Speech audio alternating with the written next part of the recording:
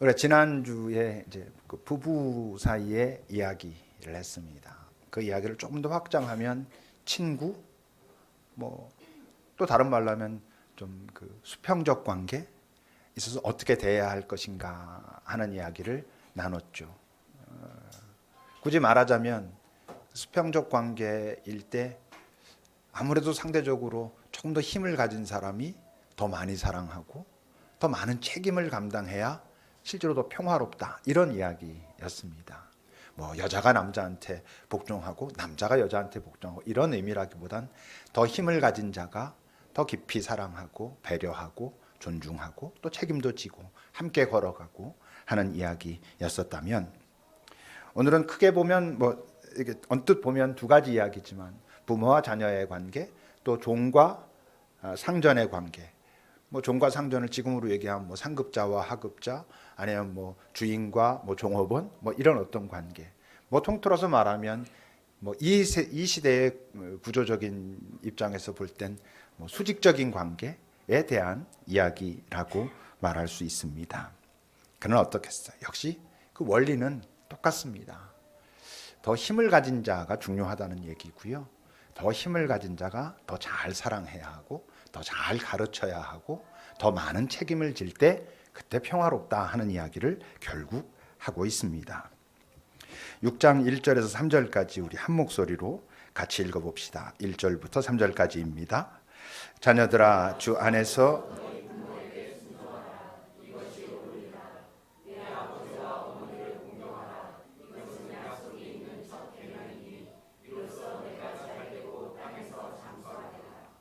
처음 이제 이 바울 사도가 이야기를 끌어가면서 십계명 이야기를 지금 하고 있는 것입니다.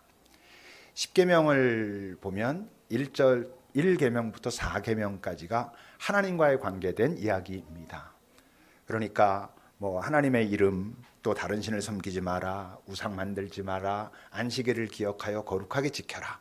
이게 이제 그 십계명의 처음 4가지이거든요. 뭐 다른 신을 섬기지 말라 하는 것은 너희의 욕망의 신을 섬기지 말라 하는 것과 다 있습니다. 우상을 만들지 말라라고 할 때 우리가 언뜻 생각하면 형상 만들지 않는 거라고 착각하기 쉽지만, 실제로 우상이 여러분 우리가 만들어져 있는 어떤 모습 보고 우리가 우상을 섬기게 됩니까? 우리 안에 생기는 내면의 우상이 훨씬 더 위험한 것이잖아요. 그 우상에 관한 이야기를 또 했고, 하나님의 이름을 망령되게 일컫지 말라. 그건 다른 말로 하면 하나님의 이름 또는 하나님 존재를 너의 도구로 삼지 말라는 거고, 어쩌면 이 시대에는 그 하나님의 말씀을 가르치는 지도자들이 매우 조심해야 될 이야기이죠. 여기서 가르치면서 하나님의 이름을 망령되게 일컫는 경우들이 얼마든지 있거든요. 또 안식일을 기억하라라는 것은 이 땅의 우선순위, 나와 하나님과의 관계를 항상 의식하고 살라라는 의미와 다 있습니다. 그리고 10계명의 5번째부터 10번째까지가 인간 사이의 어떤 이야기를 기록하고 있는데, 그 5번째, 첫 번째 인간 이야기 나오는 첫 번째 이야기가 뭐냐 하면 바로 네 부모를 공경하라라는 이야기입니다. 6개의 그 인간관계에 대한 얘기가 나오는데, 그 6번째부터 10번째까지 그 5가지 모두는 하지 말라, 하지 말라, 하지 말라라는 부정형으로 되어 있고요. 오직 5번째 있는 인간 계명으로는 첫 번째인 네 부모를 공경하라라는 것만 긍정형이고, 여기에만 상이 있습니다. 약속이 있습니다. 그 얘기를 하는 것입니다. 약속이 있는 첫 계명이라는 게 어떤 약속이냐면, 네가 이 땅에서 생명이 길 것이다. 뭐 그때는 그게 나름대로의 중요한 복이었기 때문에 그렇게 표현하고 있는 거지요.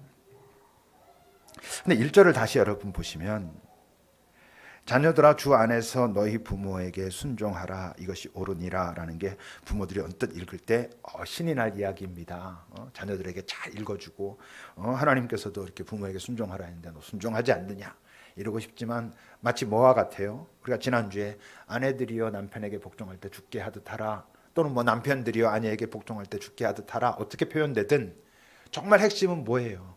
복종의 대상을 신뢰할 수 있을 때, 그가 선하고 정의롭다는 걸 알 때 기꺼이 순종하게 되는 것처럼, 여러분 이 본문 지금 1절에서도 순종하라보다 더 중요한 더 본질적인 이야기는 뭐예요? 주 안에서라는 거예요. 주 안에서라는 게 뭐예요? 주님의 질서 속에서, 주님의 가치 속에서 순종하라는 것입니다. 그러니까 다시 말하면 이 말은 뭘 전제해요? 네 부모가 주님의 가치관, 주님의 질서 속에서 너에게 무언가 말할 때 그것을 어기지 말고 잘 지켜내라. 여기와 닿아 있는 이야기입니다. 주님의 가치, 주님의 질서가 우선입니다.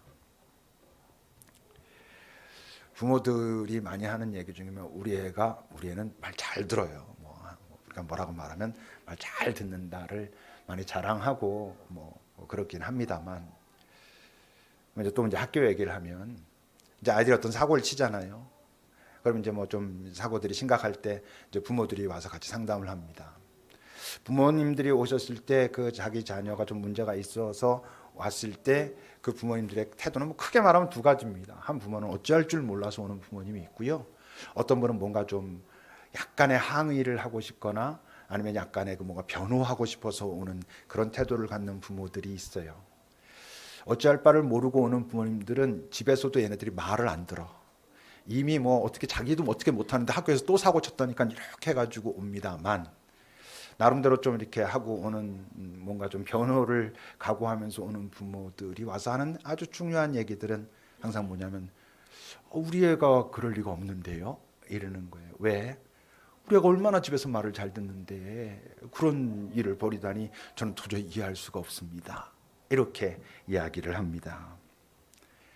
집에서 말 잘 듣는데 밖에 나오면 전혀 딴 애들이 되는 그 부모에 대한 순종은 크게 두 가지 이유 때문입니다. 하나는 뭐겠어요? 당연히 무서워서 그냥 그대로 하는 것입니다. 말 안 들으면 뭔가 불이익이 있으니까. 극단적으로는 폭력이 있는 경우도 있고, 말 안 들으면 어떤 모습으로든 괴롭히니까 속에서는 막 어쩌니 저쩌니 하면서도 그냥 말을 들을 수밖에 없는 거고, 부모는 그거 보면서 쟤는 내가 말하면 뭐든지 다 잘 들어 이렇게 말하죠. 두 번째 또 말을 잘 듣는 경우는 그 아이가 볼 때도 자기 엄마, 자기 아빠가 하는 얘기가 좋아, 자기한테 좋을 것 같아. 내가 다 해줄게. 막 이렇게 하거든요. 다 해준다고 하니까 말 안 들을 이유가 없습니다. 엄마 말 듣는 게 나한테 좋은데 나한테만 좋은데 우리가 어떻게 돼가지고 이래고 네가 이렇게 해서 이렇게 돼야 되기 때문에 이래고 이러고 내가 다 해줄게. 말을 안 들을 이유가 없지요. 근데 그런 애들이 밖에 나옵니다. 밖에 나와서 자기가 더 힘이 있어. 그럼 어떻게 되냐면 꼭 자기 부모처럼 합니다. 무서워서 자기 엄마 아빠 말 듣던 애들이 밖에 나왔는데 자기가 힘을 갖게 되면 자기가 힘이 생겼으니까 자기보다 힘 약한 사람을 자기 마음대로 주장하려고 합니다. 부모한테 배운 것입니다. 부모가 나한테 하는 건 다 나한테 좋은 거야. 그 순간순간 너무 짜릿짜릿하고 좋아. 이렇게 하면 다 좋을 것 같아서 잘 들었어. 그런 애들이 밖에 나왔는데 학교건 친구 사이건 어디에서건 자기한테 뭔가 손해가 오는 것 같은 느낌이 들어. 자기 판단할 때. 그럼 못 견디는 것입니다. 난 지금까지 나한테 이익되는 것만 항상 내가 따라왔고 들어왔고 행해왔거든. 근데 이걸 내가 예스 하려면 나한테 손해가 돼. 절대로 하지 않습니다. 그러니까 집에서랑 밖에서랑 다른 것 같지만 실제로는 같은 것입니다. 배운 그대로 하고 있는 것이죠. 근데 문제가 뭔지 알아요? 슬픈 문제는 그 아이들이 무서워서 순종을 했건 자기에게 이익되는 이야기만 하기 때문에 그 순간 나한테 좋은 이야기만 하기 때문에 따랐건 그 아이들이 효도를 하냐 하면 효도하지 않습니다. 왜? 시간이 가면 부모보다 자기가 더 힘이 세지거든요. 점점 부모는 나이가 들어가고 자기는 많은 것들을 갖추게 되고 자기가 더 힘이 세지니까 자기 부모에게 배운 대로 힘이 세졌기 때문에 힘이 약해진 부모를 자기 마음대로 합니다.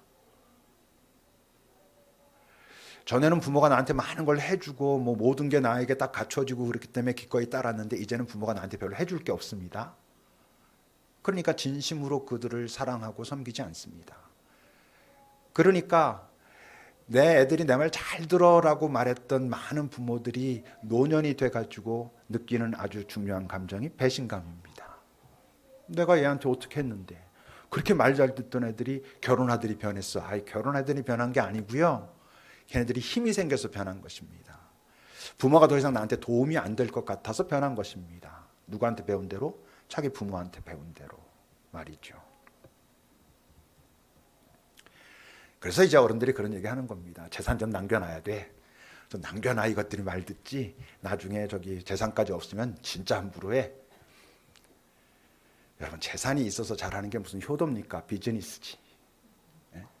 요거 잘 이렇게 해서 저 어긋나지 않아야 저 재산 남은 거 나한테 오지라고 와서 잘하고 뭐 와서 알랑알랑 하는 게 그게 무슨 효도겠어요, 여러분. 슬픈 일인 것이죠. 여기 많이 부모님들이 계시는데 여러분 우리 기억해. 뭐 저도 부모니까 뭐 자식도 있고 그래서 사실 좀 이게 좀 민망하긴 합니다만 자식이 내 말 잘 듣기 때문에 좋은 게 아닙니다. 나의 어떤 말을 그가 인정하고 따르는가에 대한 우리가 깊은 고민이 있어야지 그저 내 감정 내가 보기에 내 마음대로 되는 그거 가지고 우리 애들은 내 말 잘 들어 그래서 지금 뭐 이렇게 되게 잘하고 있어. 그게 정말 그 아이를 위한 것인지 그리고 훗날에 가서도 그와의 나와의 관계는 정말 선하고 교감이 있는 그런 좋은 관계가 될 것인지 이런 고민하지 않으면 이 땅의 많은 부모들이 나중에 그 아이들이 커서 장성하고 자기 나름대로의 힘을 갖게 되면 나와 알력관계가 될 수 있다는 것을 여러분 기억하셔야 됩니다.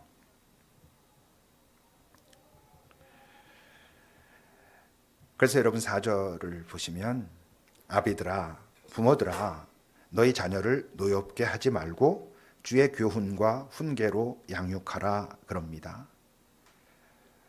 그래서 뭐 자녀를 노엽게 한다라고 그럴 때 노엽다는 게 뭐 애들 뭐 폭행해서 막 패지 말고 뭐 비인간적으로 대하지 말고 이런 얘기는 아예 논외입니다. 뭐 그런 얘기를 하겠어요. 너희 자녀를 폭행하지 말라.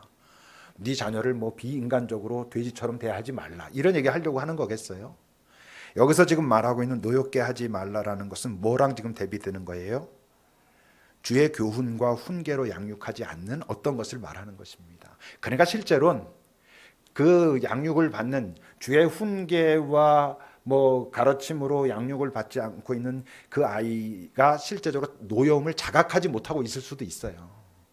그냥 그게 뭐 당연히 태어나서부터 그랬기 때문에 그게 당연한 줄 알고 뭐 부모가 힘이 있으면 이렇게 하는 게 맞는 것 같고 부모가 나보다 더 가진 게 많으니까 이렇게 하는 게 당연하다고 생각하고 있는데 저 깊은 곳에 이제 노여움이 쌓여가고 있는 그런 상태일 수도 있는 거죠. 자주 말하지만 여러분 우리가 제일 누구한테 상처를 많이 받아요? 부모한테 상처 제일 많이 받습니다. 제일 많이 가까이 있으니까. 제일 예민한 관계니까. 그 부모가 나를 사랑하지 않아서 사랑해서 우리가 상처받는다니까. 근데 자기 방식으로 사랑하니까. 주의 교훈과 지혜로 우리를 가르치는 게 아니고 자기가 옳다고 생각하는 자기 신념을 가지고 가르치니까 아이는 말 잘 듣고 이랬는데 저 안에 상처는 쌓여가고 딴 데 가면 자기가 부모 같은 힘을 갖게 되고 자기 자식 같은 그런 애들이 자기가 자식이었을 때 같은 그런 힘없는 사람을 만나면 그런 식으로 대하고 그런다고요. 주의 교훈과 훈계로 양육하라 그럴 때 여러분 주님의 교훈, 주님의 가르침을 크게 두 가지로 말하면 사랑 그리고 또 하나는 평화인 거죠. 이 땅에서도 많은 사랑이 있습니다. 근데 그 사랑이 주님의 사랑과 같은 색깔이 아닌 사랑이 많습니다. 왜? 주님의 사랑의 핵심은 그 존재 자체에 대한 사랑이거든요. 이 땅에 많은 사랑을 이야기하는데 그 사랑이 자기도 모르게 나 이래서 참 사랑스러워 라고 말할 때 그게 그 존재 자체에 대한 사랑이 아닌 경우들이 참 많이 있습니다. 그 존재의 어떤 조건에 대한 사랑이죠. 그 존재가 내가 말한 대로 움직여줬기 때문에 사랑하는 것입니다. 우리도 모르는 사이에 그 말을 거기다 붙이진 않지만 네가 이렇게 하면 내가 너 더 잘 사랑해 줄게 이러고 있단 말이에요. 뭐 이런 주제와 관련해 가지고 항상 제게 제일 많이 남아 있는 건 그 창현이 엄마입니다. 세월호 엄마 우리 부활절에 만났던 그분 몇 번 만났는데 몇 번 만날 때마다 그냥 자기 고백처럼 그냥 자책하는 거죠. 항상 하는 소리가 있어요. 내가 우리 창현이랑 사이가 안 좋았어요. 이거예요. 왜냐하면 자기 말을 너무 안 들었어. 그 양반이 교회 열심히 다니시고 되게 바른 분입니다. 근데 나름대로 주의 교훈과 훈계를 하는데 그냥 말을 안 들었어. 그냥 항상 사이가 안 좋았다는 거야. 근데 막상 애가 떠나가고 나니까 그게 자기한테 너무 가슴이 아픈 거예요. 그 아이가 뭐 바다에 빠져서 죽어가는 건 자기가 어찌할 수 없으니까 그것은 어떤 뭐 분노가 있고 뭐 막 이게 있지만 이건 자기가 직접 안 한 거니까 그 존재가 얼마나 소중한지를 모르는 거야 그때. 존재의 어떤 행동, 내가 뭔가 말했을 때 그 아이의 반응, 이것 때문에 내가 그 아이를 더 좋아하고 안 좋아하고 했었다는 거야. 근데 사이가 안 좋았다는 거야. 계속. 걔 수학여행 가기 하루 전에도 싸웠다고 계속 그런 얘기를 해요. 예수님이 우리를 향한 사랑은 내가 어떻게 했기 때문에 또는 안 했기 때문에 하고 안 하고가 아니고 내 존재에 대한 사랑이 있고 당신의 뜻대로 하지 않을 땐 잘 징계하시는 거예요. 이것 때문에 사랑하시지 않는 게 아니라 사랑하기 때문에 징계하는 그런 관계가 다른 것이죠. 존재에 대한 사랑이 있어야 여러분 긍휼이라는 게 있는 거예요. 존재의 어떤 행위에 대한 것 때문에 사랑하면 그러지 않을 때는 긍휼이 없어요. 징계하는 것이지. 바리새인들이 소위 말하는 잘하고 잘못하고 사랑하고 사랑하지 않는 건 그런 질서인 거예요. 했느냐 하지 않느냐가 사랑할 수 있느냐 없느냐의 조건이 되고 주님은 나라고 하는 존재 자체에 대한 사랑이 있는 것이죠. 예수님이 이 땅에서 만났던 그 많은 흠이 있던 사람들을 만났을 때 그들이 예수님께 자기의 마음을 열게 된 게 예수님이 대단한 능력을 보여준 걸 보고 열었던 사람은 나중에 다 도망갔고요. 끝까지 예수님을 기억하고 남았던 사람들은 그가 나를 대하는 태도 때문이었던 거예요. 지금까지 아무도 그렇게 나를 대해준 사람들이 없었거든. 근데 그는 나라고 하는 존재 자체를 사랑한다는 걸 내가 확 알게 됐거든.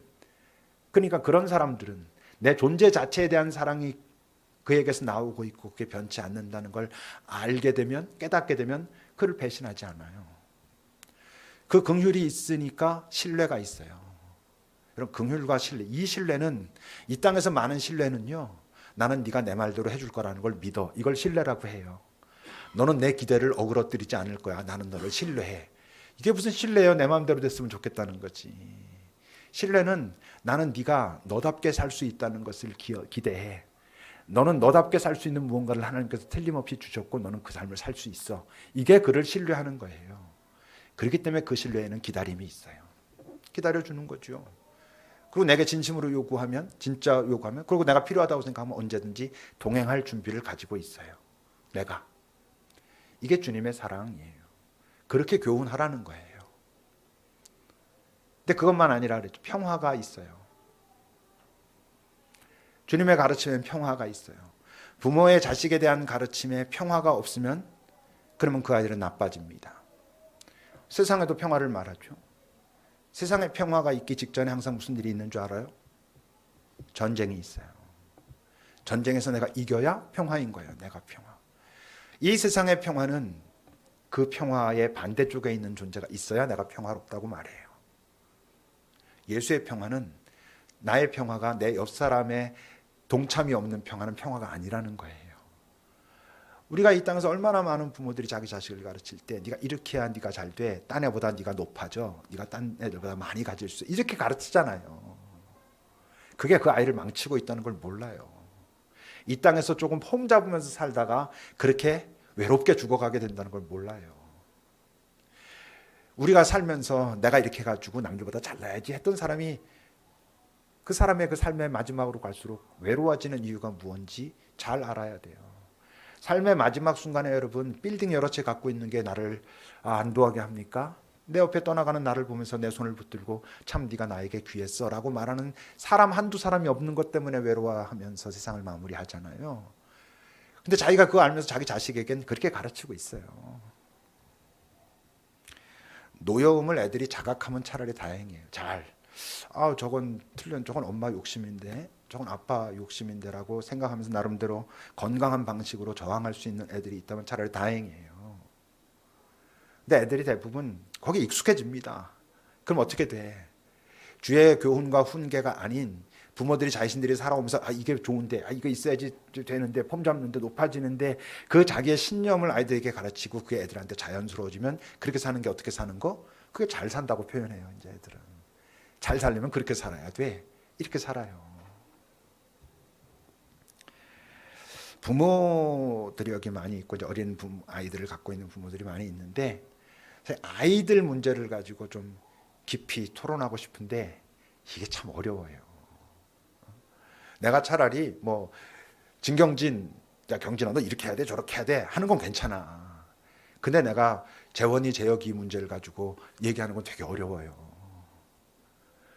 여러분 할머니 할아버지가 자기 자식한테 이러고 저러고 얘기하는데 그 자식의 자식인 손주 얘기는 하기가 어려워요.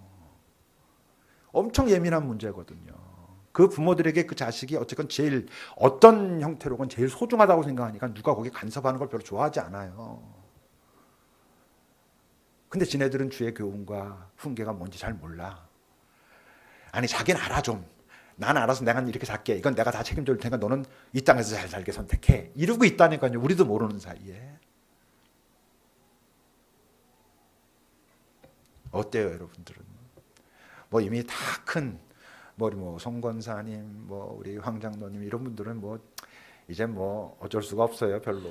이미 뭐 다 지네들 마음대로 할 거예요. 이제 어떻게 가르쳤느냐 이제 열매를 따시게 될 거고. 이제 아기들 갖고 있는 부모들 있잖아요. 정말 우리가 정신 똑바로 차려야 돼요.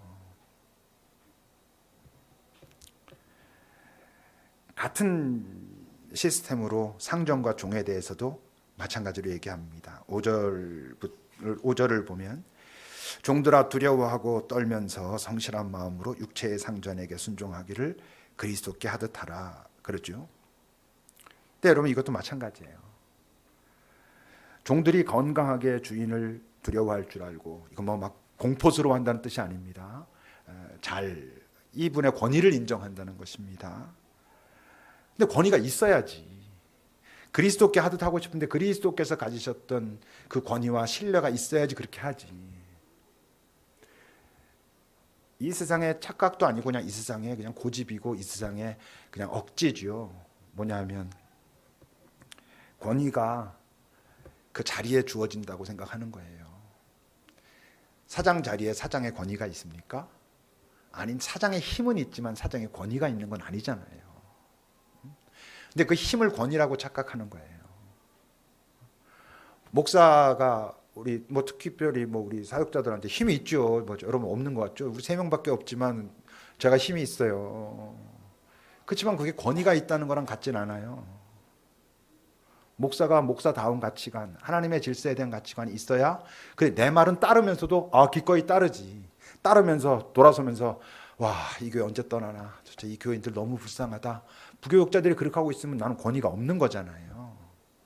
부모가 부모기 때문에 권위가 있다고? 에이, 아니라고요. 상전이 상전이기 때문에 권위가 있다고? 사장이 사장이기 때문에 권위가 있다고? 아니라고요. 권위는 자리에 주어지는 게 아니라 그 자리에 합당한 수행에 주어지는 것이죠. 부모다울 때 주어지는 거고, 정말 사장다울 때 주어지는 거고, 목사다울 때 권위가 부여되는 것이지, 내가 담임 목사이기 때문에 그 자리가 마음대로 권위를 갖게 되는 건 전혀 아닌 거잖아요. 그러니 여러분 9절을 보시면 상전들아 너희도 그들에게 이와 같이 하고 위협을 그쳐라. 언뜻 보면 뭐 그러면 윗사람이 해야 될 건 갑질금지인가? 좀 더 읽어보면 그들과 너희의 상전이, 다른 말로 하면 뭐 진짜 상전이 하늘에 계시다는 것을 기억하고, 근데 그분은 사람을 외모로 겉으로 이렇게 하는 분이 아니라는 걸 기억해야 돼. 다시 말해서 그분은 너의 내면에 진심이 무엇인지 보고 계셔, 이런 뜻이에요. 그건 다시 말하면 아까 말한 것처럼 주님의 훈계, 주님의 질서가 사랑과 평화라면, 네가 사람들을 이끌고 사람들한테 뭔가를 지시하고 그럴 때 네 안에 정말 그 주님의 사랑, 존재 자체를 귀하게 여기는 그 사랑이 있는지, 그리고 네가 지금 하는 그 지시가 너희 가게뿐 아니라 너희 집안뿐 아니라 너희 교회뿐 아니라 그게 나누어질 수 있는, 더불어 함께 살아갈 수 있는 평화를 지금 위하여 하고 있는 말이고 선택이고 행동인지 잘 살펴야 돼. 주님은 그거 보고 계셔. 이런 이야기인 거거든요. 그러니까 앞에 뭐 부부 얘기부터 여기까지 쭉 보면 전부 힘 가진 자들이 잘해야 돼. 그들이 진짜 잘 사랑해야 되고 기다려줄 줄 알아야 되고, 그리고 그들이 책임도 많이 져야 되겠다고 생각해야 되고 이래 라고 말하고 있습니다. 그러니까 이 사랑이 어렵다고요. 왜? 사람이 못됐거든요 좀. 여러분 우리가 누군가 진심으로 나를 사랑하면 그 사랑에 진짜 감사해가지고 내가 잘 반응하면 그 사랑은 사실 하는 것도 별로 어렵지 않아요. 처음에 약간 어렵지만 이 반응이 너무 기쁘니까 더 잘 그런 소통의 관계가 돼요. 근데 우리 인간은요, 누가 나를 정말 무조건 사랑하고 언제나 기다려주고 참아주고 이런다고 생각하면 영악해가지고 어디까지만 할까? 우리 인간이 이렇게 됩니다. 애새끼들도 그렇고요, 우리 자식들. 요것도 뭐 이렇게 해주려고 하면 또 조금 더 만약에 마치 그 왜 그 병아리들 새들 이렇게 부모가 물어주면 계속 깨깨깨깨 하고 달라고, 자기 부모도 한 번쯤은 이제는 엄마도 먹어 이러면 좋겠는데 걔는 계속 달라고 이러고 있잖아요. 사람은 뭐 너예요. 이게 참 쉽지가 않은 거예요. 그래서 여러분 바울사가 그 얘기도 하고 있죠. 6절과 7절을 같이 읽어봅시다. 6절과 7절. 눈가림만 하여 사람을 기쁘게 하는 자처럼 하지 말고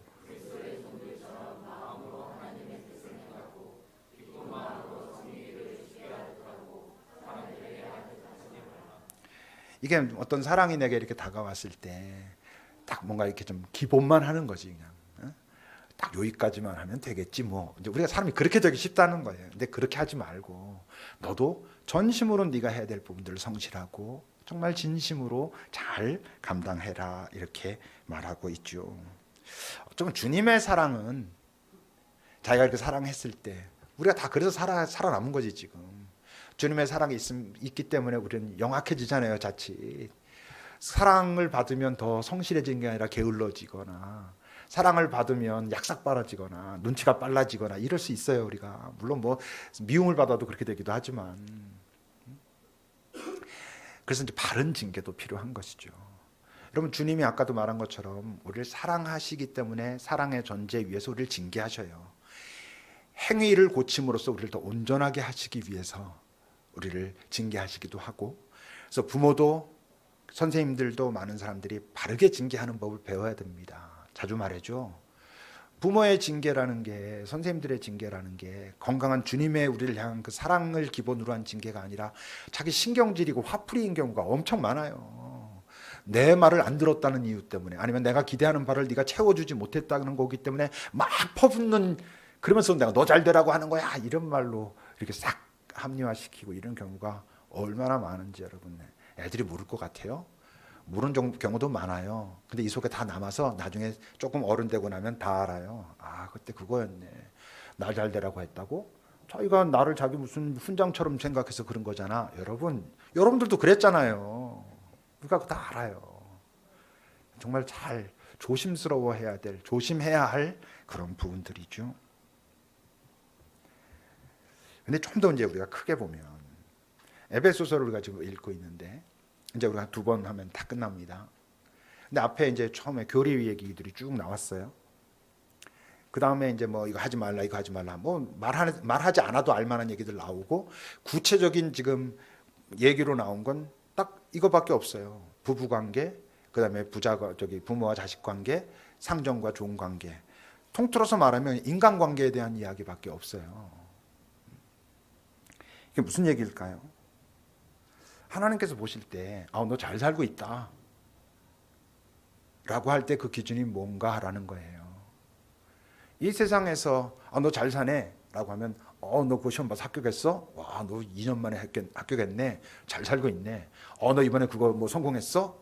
잘 살고 있네. 이렇게 말하는데, 하나님께서 보실 때 잘 살고 있다라고 하는 아주 중요한 기준은 네가 사람들에 대해서 가지고 있는 태도, 네가 사람을 대하는 태도가 결국 네가 잘 살고 있는가 잘 못 살고 있는가를 결정할 거야 라고 말씀하신다는 거예요. 인간에 대한 태도, 나 자신에 대한 태도. 여러분들 잘 찾아보셔요. 나는 나라고 하는 존재를 어떻게 대하지? 어떻게 생각하고 있지? 나는 내 주변에 있는 사람들을 대할 때 내가 어떻게 대하지? 무엇을 기준으로 대하지? 그냥 그 존재 자체에 대한 애정을 가지고 대하나? 아니면 그가 나에게 유익이 되나 유익이 안 되나? 이 인간은 내가 마음에 드는 걸 갖고 있나 갖고 있지 않나? 얘는 외모가 괜찮나 괜찮지 않나? 이게 내가 사람을 대하는 태도의 핵심이 되면 주님은 내가 무엇을 갖고 있든 무엇을 할 수 있든 넌 지금 잘 살고 있지 않아 이러실 수 있다는 거죠. 여러분들은 어떤 사람에게 호감을 느끼십니까? 여기도 우리가 이제 많이 속습니다. 우린 그 사람의 어떤 능력에 호감을 느낀다고 생각해요. 우린 그 사람의 어떤 외모에 호감을 느낀다고 생각해요. 느끼기도 하지요. 그 사람이 갖고 있는 소유, 배경 이런 거에 우리가 그 사람의 호감을 느끼기도 하고 느끼지 않기도 하고라고 생각해요.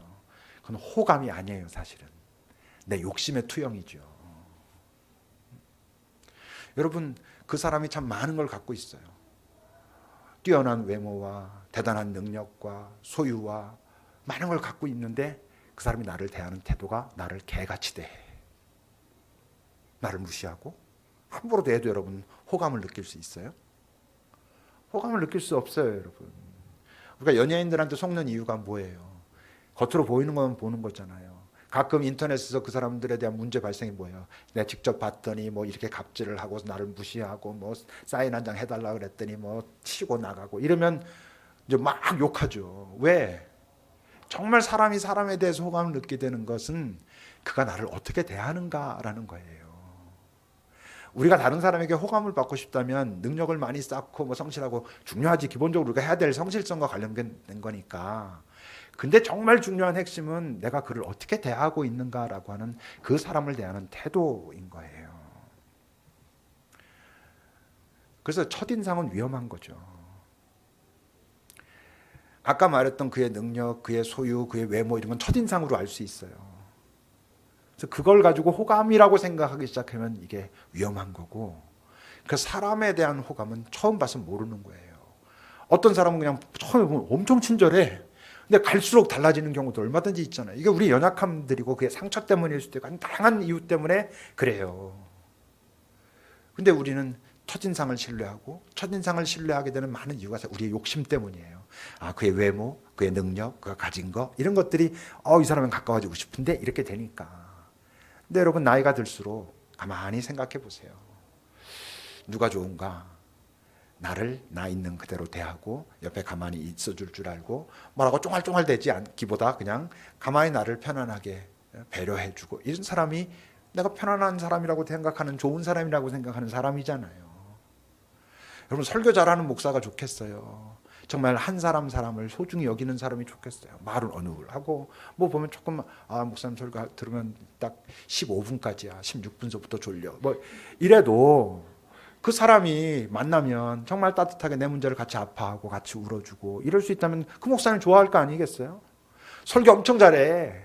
그래서 딱 나가서 밖에 딱 서는 순간 인간이 달라져. 차라리 그냥 인터넷에서 좋은 설교 찾아 듣지. 근데 여러분 남이 나한테 대하는 것만 그러고 내가 남한테 대하는 건 크게 고민을 안 해요. 나는 나한테 누가 어떻게 대하는 거에서 되게 예민하게 이 사람 이래 저래 그러면서 내가 다른 사람들한테 어떻게 대하고 있고 그래서 다른 사람들은 내가 자기를 대하는 태도에 대해서 어떻게 생각하고 있는지를 고민해야 되는데 우린 그건 잘하지 않잖아요. 사람에 대한 태도가 어떤지 언뜻 봐 사람들은 모릅니다. 근데 여러분 나 자신은 알아요.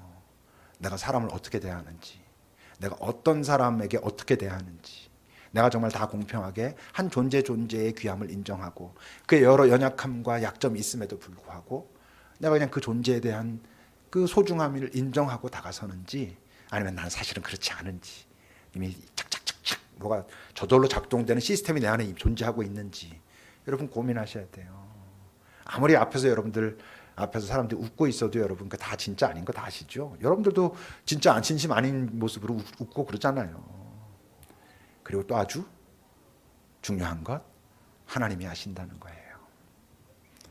아까 말씀처럼 사람을 외모로 취하지 않는다고요. 어떻게 했든 주님이 다 내 속을 보고 계셔요. 이게 언뜻 보면 두렵고요. 또 언뜻 보면 내가 그렇게 좀 못되게 하지만 내 저 깊이 있는 상처와 탄식까지 다 보고 계신다는 것까지 생각해 보면 그래도 주님이 보시는 건 차라리 주님이 다 하시는 건 다행이다 이럴 수도 있고 그래요. 다만 이 땅에 여러분 우리가 살아있는 동안 내가 어떤 삶을 살았느냐 하는 건 얼마나 많이 성취했느냐 가졌느냐 사람들이 환호하느냐 아니고요. 내가 사람들을 어떻게 대하지? 사람들은 나를 볼 때 저 사람 나를 이렇게 대해. 그 마음이 뭘까? 여러분 그게 우리가 잘 살았느냐 못 살았느냐를 판단하는 기준이고 주님은 그거 보고 계셔요. 기도합시다.